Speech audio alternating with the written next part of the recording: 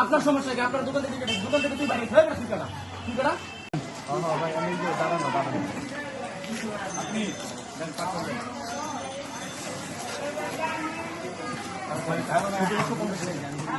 ঠিক আছে, আপনি চলে যান, টাকা বিকাশে পাঠান। ভাই ওরা কোম্পানি করে নেবে, আমার কোম্পানি ভাই আমাদের ক্যাশ টাকা দিয়ে আপনার সাথে কি ইংরেজিতে কথা বলতেছেন? বাংলা কথা বুঝেন না? কইছি না বিকাশে টাকা পাঠাই দিমু। যান আপনি যান। ভাই আমাদের কোম্পানি করে মার কাছে করা কইছি না বিকাশে টাকা পাঠাই দিমু। একবার দোকানে সব কিছু রেখে দিমু। যা এখান থেকে। ভাই ওনার সাথে এরকম আপনার সমস্যা কি? আপনার দোকান থেকে তুই বাইরে হয়ে গেছিস কেন? তুই কেন? কিন্তু আসলে কাজ হচ্ছে না। হ্যাঁ এর সাথে এরকম করতে হচ্ছে না।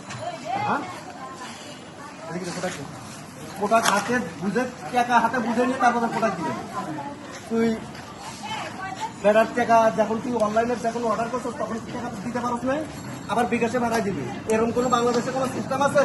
হ্যাঁ এই দেশটারে তোরাই খাইছ, ধার দেনার থেকে তোরাই খাইছ, একজনের বিশ্বাস করে না। আর এই বেড়া কয় টাকা ব্যবসা করে, কয় টাকা ব্যবসা করে তুই যে নিয়ে এসে বিশ্বাস করে দেখতেছ?